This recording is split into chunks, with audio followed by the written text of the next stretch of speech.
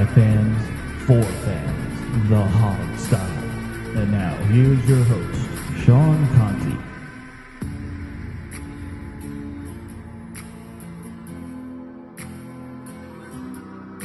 Welcome to the Hog Styles Postgame Show, brought to you by Ticket Club, your one-stop shop for live events nationwide. Get your tickets to the Colts game now while they're still available, and click on over to them through the banner ad at the top of our page. Today, the Redskins defied traditions and took this one 24-6. My name's Sean Conti. I got my Santana Moss jersey on. I got Steve Thomas, Alex Zeese, and Jamal Forrest with me. And before Steve hits us with the stats, why don't we just revel in this for a second? Alex, you're the only person that predicted a win here. Why don't you go ahead and just say a little piece? Is there anyone you'd like to thank for your genius? Well, I don't know about any genius. I just had a false sense of confidence going into this thing. I was actually pretty far off on what I thought the spread would be, though. I was guessing this was going to be close, and, man, the Redskins proved me wrong there. Yeah, I think we were all pretty wrong about that. Yeah. But you know what? We all kind of came up with the same formula at various times for how to win this game. That was, run the ball and stop the run. And that's what we did. And we won. Yeah. Yeah, executed exactly what we needed to do. Yeah. Steve, you were the most – I'm sorry. Well, I was going to say Steve was the most pessimistic, so I'm just curious how Steve is feeling. I feel great. I'm glad I was wrong. I feel absolutely great about it. I never thought that the Redskins would put up this kind of dominating run performance. That had to be the most dominating run game of the Jay Gruden era in D.C. Yeah. It harkened back to an earlier era of Redskins football, quite frankly. And who would have guessed that David Johnson would do so little? I'm ecstatic to be wrong. Well, no, there was one game I remember early on where Alfred Morris and Matt Jones ran for like 200 yards. That was the 2012 Dallas game in Week 17 when he ran for 200 yards or something. No, we're talking 2014 because Matt Jones was there. Matt Jones. Yeah. All right. Fair enough. Still. Yeah. Jamal, what did you see from this game with your sage eyes? Did this game more or less play out like you thought it would, or was it a big surprise? If you're always talking to me, can you repeat that? Because my headphones fell out my ear. Classic problems. No, I was just asking what you saw sort of in general before Steve hits us with the stats. Did this play out more or less like you thought it would, or was this a surprise to you? It was a surprise. First thing, actually, though, I was surprised again post game as we're doing the show that Alex had won the time. The only one who won, and he was pretty humble about his being the only right prediction. So he was the only one. But with that being said, since he didn't want to talk too much, I think that I was surprised. Not that we could, like I said, even when in the pregame show, I did say that it was going to be a close game. So I'm not surprised that we won, but I am surprised that we won and we dominated the Cardinals all four quarters. That's just something that you don't really see pretty often with the Redskins. The last time we did it was last year against the Oakland Raiders. But overall, this game, it was kind of impressive to see how fast they were and out of the huddle offensively. The Cardinals is a fast defense, but we matched their intensity and we even overpowered them in the trenches. And that was something that was impressive all throughout the game. Adrian Peterson had a great game. Chris Thompson, he had a great game as well. Rob Kelly had some good carries, even though one of his got called back, unfortunately. So it doesn't reflect, his good game doesn't reflect on the stat sheet. Regardless, it's the old veterans. Smith and Peterson had an excellent game in their debut, regular season debut with the Redskins, and it just goes to show that preparation, something that I was particularly harping on in the preseason. It does fade away, once the regular season starts. But the preparation that they brought into this week one game, it clearly showed that they were ready. Yeah, it was undeniable. They were crisp. Yeah, and defensively it was the same thing. They virtually shut down Larry Fitzgerald and David Johnson, and that was the biggest piece too. Now, it looked shaky early on. David Johnson was breaking a couple of runs, but overall, they did their thing, and that's what you needed to do to beat the Cardinals. You shut down David Johnson and Larry Fitzgerald, you'll have an easy outing, and that's exactly what they did. Yeah, absolutely. Well, Steve, why don't you give us a little details on that? All right, numbers.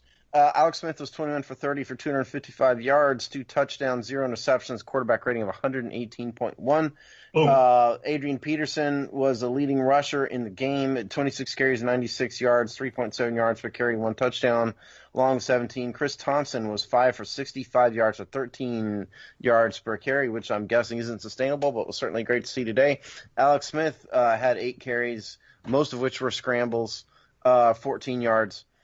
Leading receiver was Adrian Peterson, 2 receptions, 70 yards, 1 fumble that thankfully ended up not costing us anything there at the end of the game.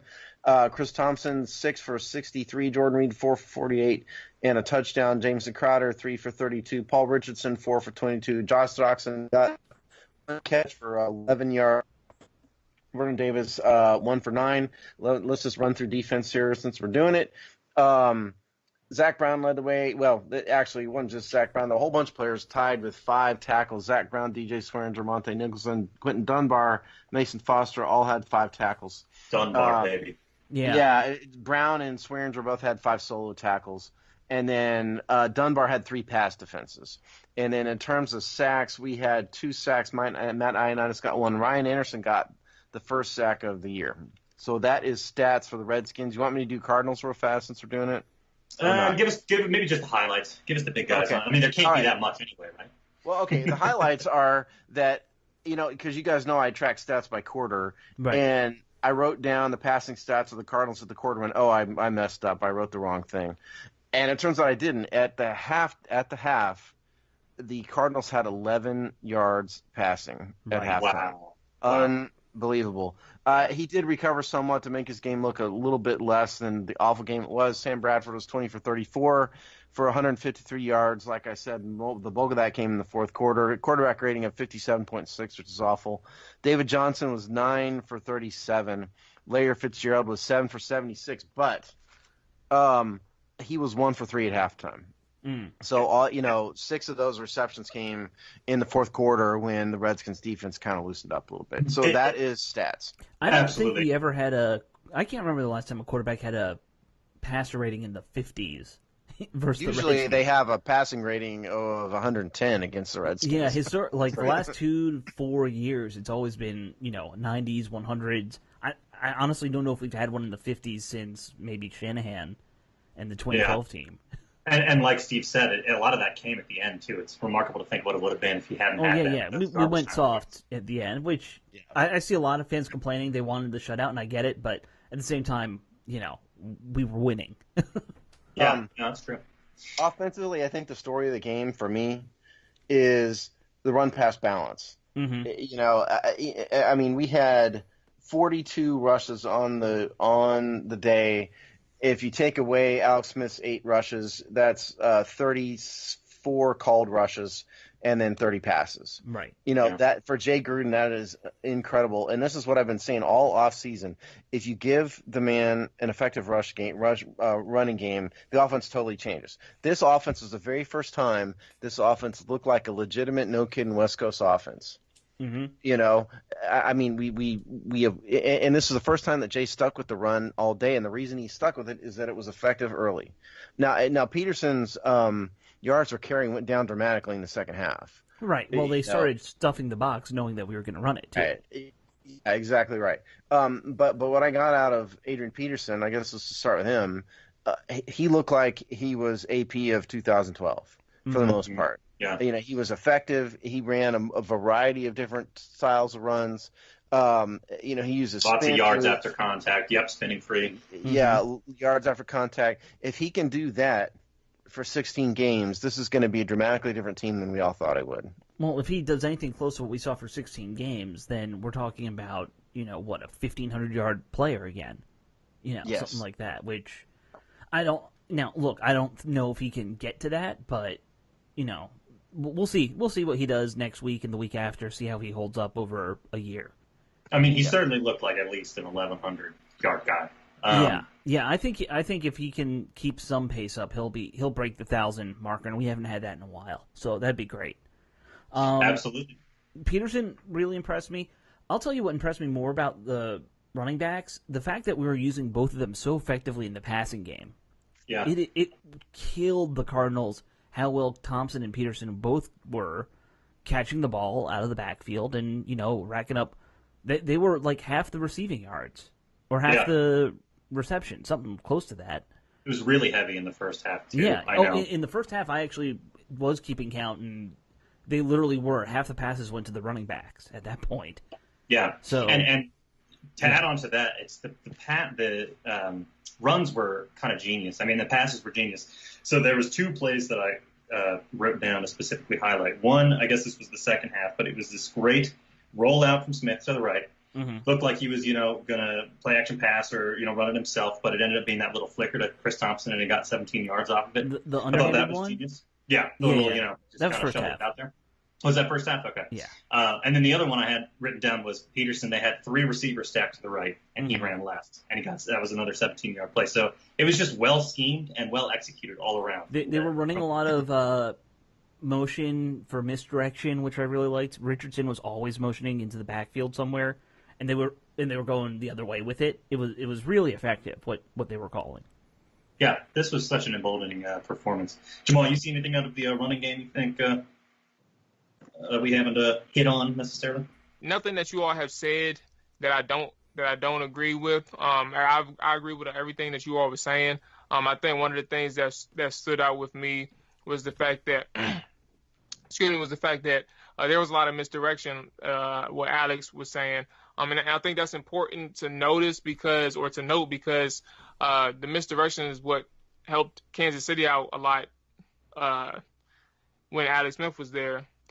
His 4 or 5 years that he was there, and misdirection wasn't used a lot with Kirk Cousins per se, but you get a speedy guy like Paul Richardson back there. He was in the backfield a few times, ran the opposite side of the field on a reverse look just to get the defense flowing one way, and you'd go the opposite way, or maybe you go.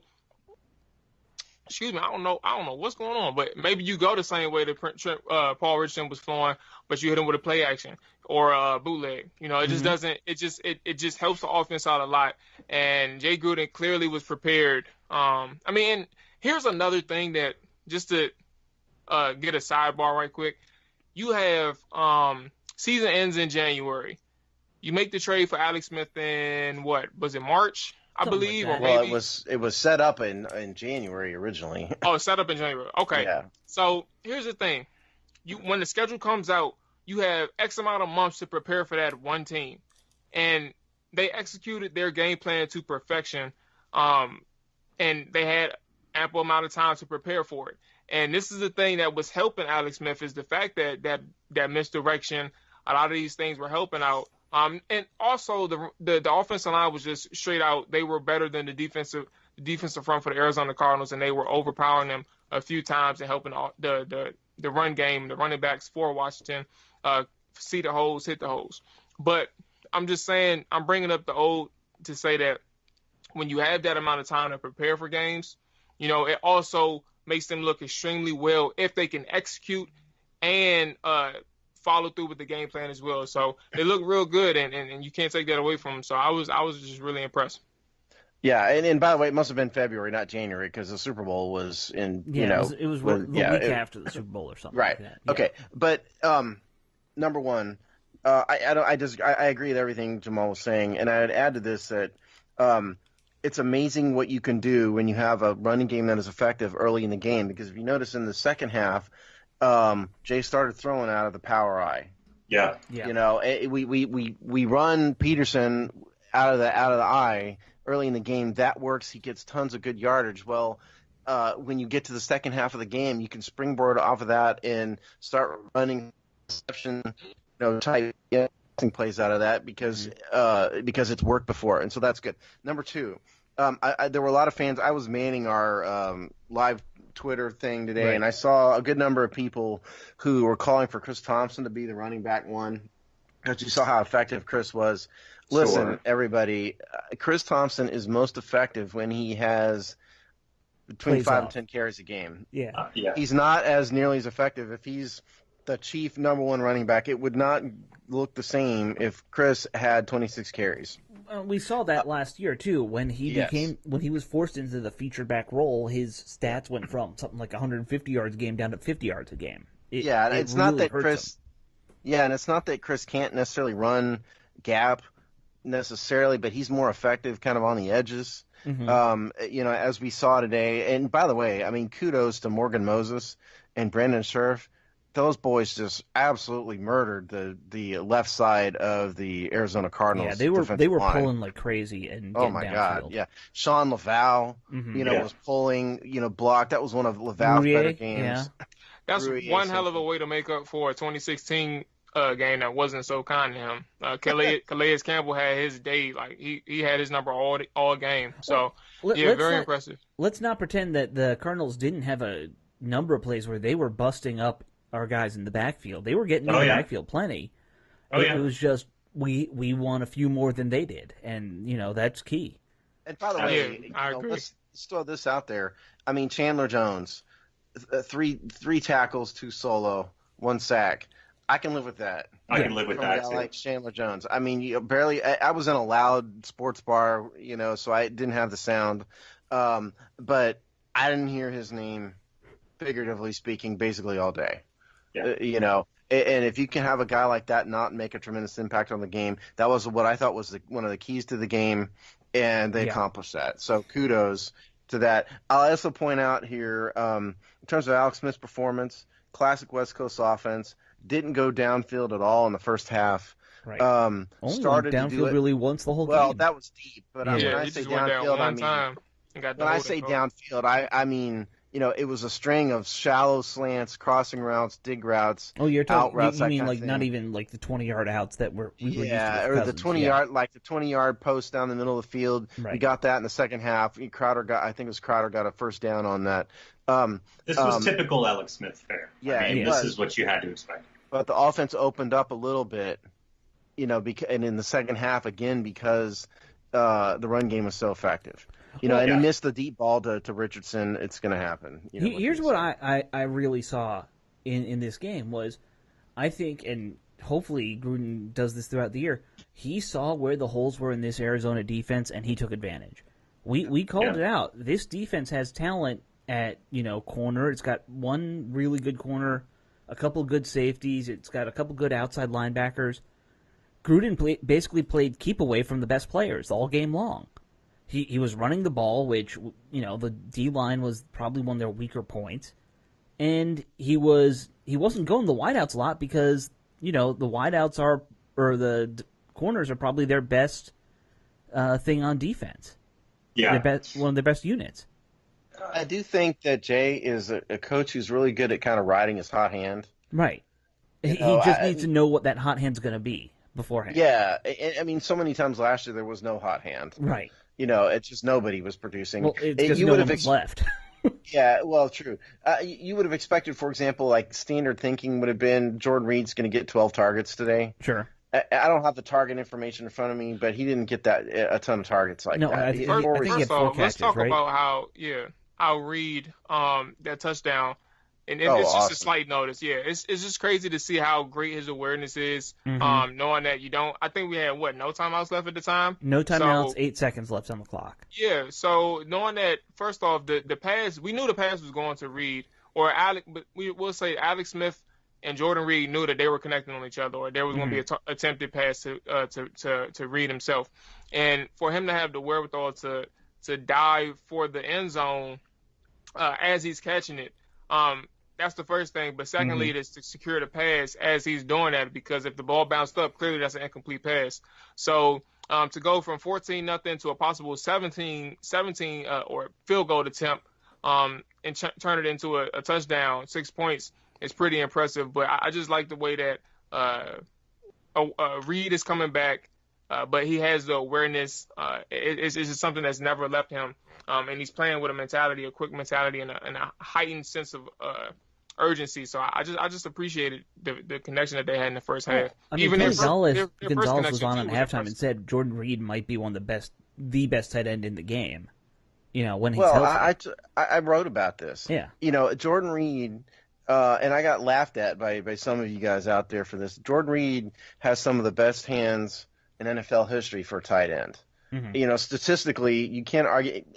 Catch percentage is not a stat that goes back to 1920, okay? But as far back as it goes, he's at the top. Okay, Right. I think he was number one in NFL history for tight end with over 250 catches in a career for catch percentage. The guy's got unbelievable hands, underrated hands, and like Jamal just said, what an athletic play. Simple out. Normal tight ends would have been hit on the two and might have gotten out of bounds. Maybe not, but he's able to turn that into a touchdown. It was a very impressive play, underrated, impressive play. Yeah, he did the little things there and got a touchdown out of it. Yeah. Before we switched over, you were going to say something else about Reed, Steve? No, go ahead. Oh, well, I was going to say before we switched to defense or anything, I was going to ask you guys. It seemed like, especially in that second half, there were a couple plays where Alex Smith almost took that safety, for example. A couple plays where people were calling for intentional grounding plays. Do you feel like outside of Reed, there is a dearth of receiving talent, and that's going to be a problem as this season goes on? I think you have an incomplete grade, today, because they really didn't have to rely on that too much, and just the nature of the offense at work today, you didn't have to see a lot of receivers running deep sideline routes. We saw the one deep to Richardson that was on Smith, not Richardson. I thought it was just a bit too long, and I kind of give Josh Doctson a pass. He had Patrick Peterson on him. Right. Patrick Peterson, as we said in the preview, is probably the best corner in football. And so I don't think that if you're going to measure Josh Doxson's effectiveness for the season based on this game, I think that's a bit unfair. Let's see how he does in weeks He had to come. one really, really nice catch over the middle, and then that other one he got hit and dropped. Yeah. He only had two opportunities. I just think it was unproven today. The status of the wide receiver group went largely unproven today. I think next week, against Indianapolis, I think you'll get a better idea of how good the receivers are versus not, a top tier secondary. Yeah. Sure. Yeah, for sure. Well, if we're going to talk about concerns right quick, here's one thing that I throw out there. I mentioned it, I want to say in the third quarter or maybe the fourth quarter, I don't remember.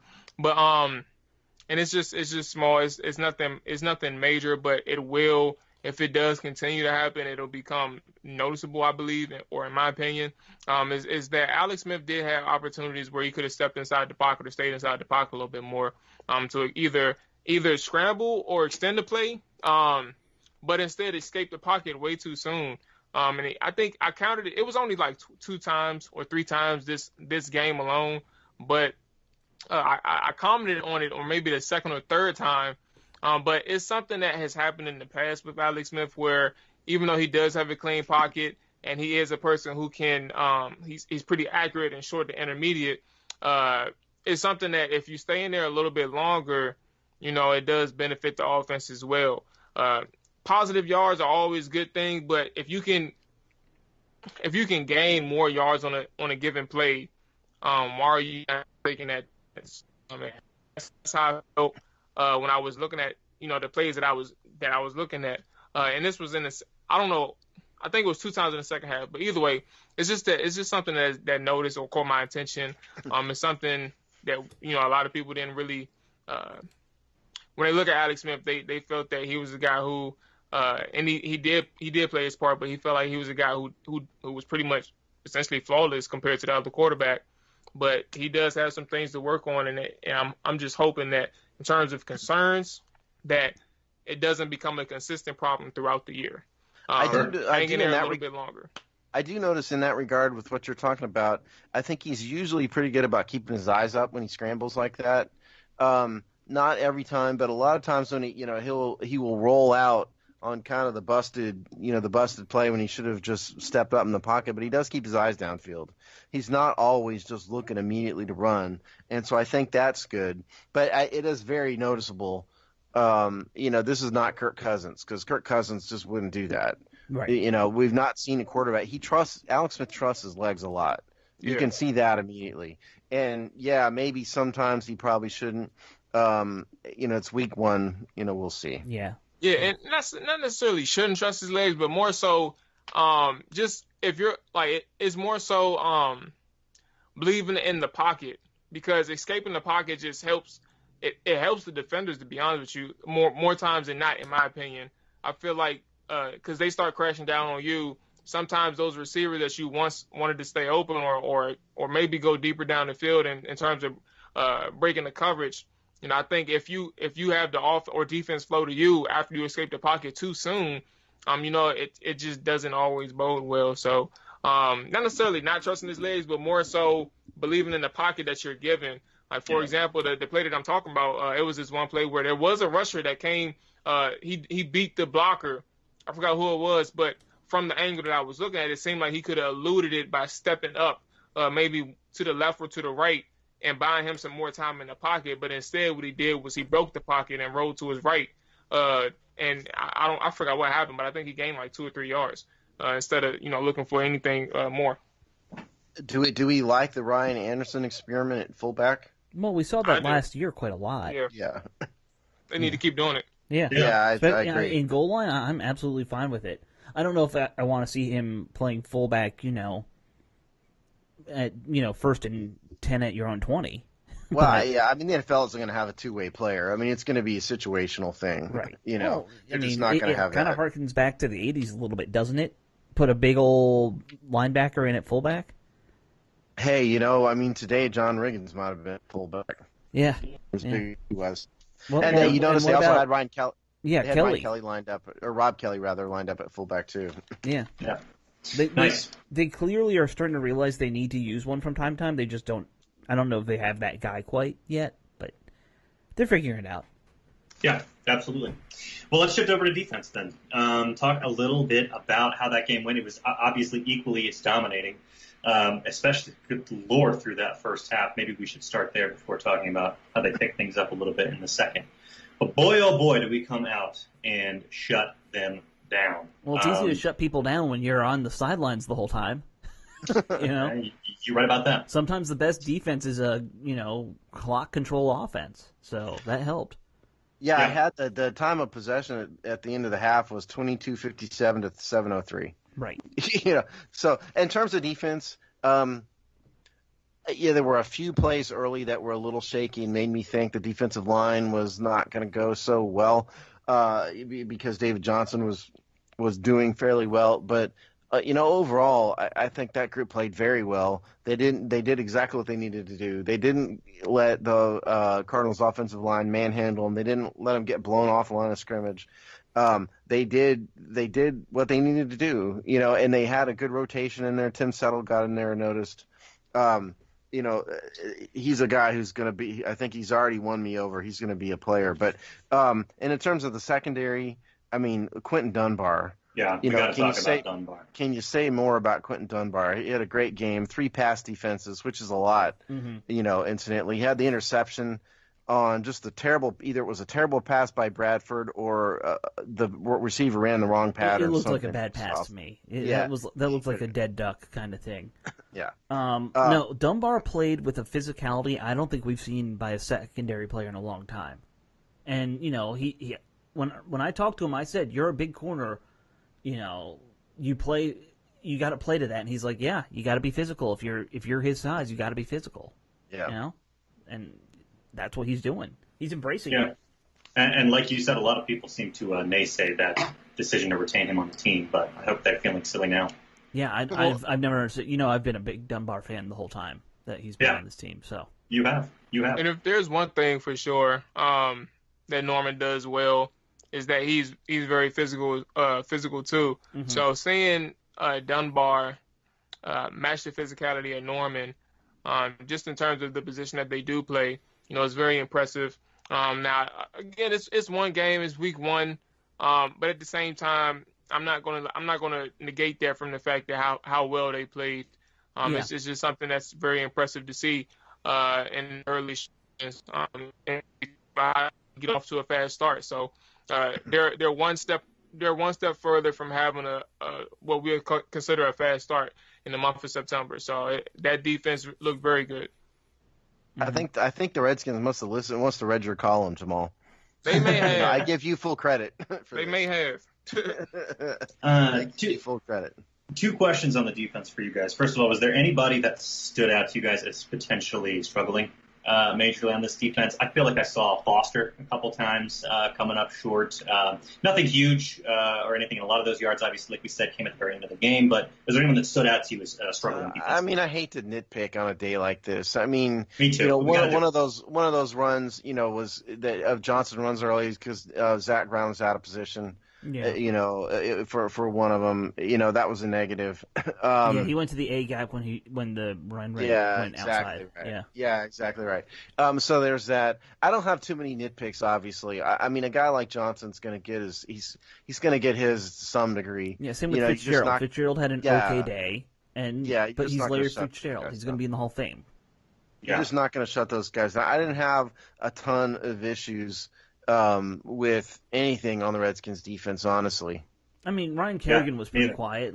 I guess if we're going to nitpick, he didn't really do anything. And same with Smith, for that matter. I'm surprised that neither of those guys got to Bradford at all. How many times did Bradford get sacked? He got sacked, once, right? At the end of the game? Twice. No, it was twice. Yeah. Ionitis and Anderson, right? Ryan Anderson got the Anderson. That was early in the game. Yeah.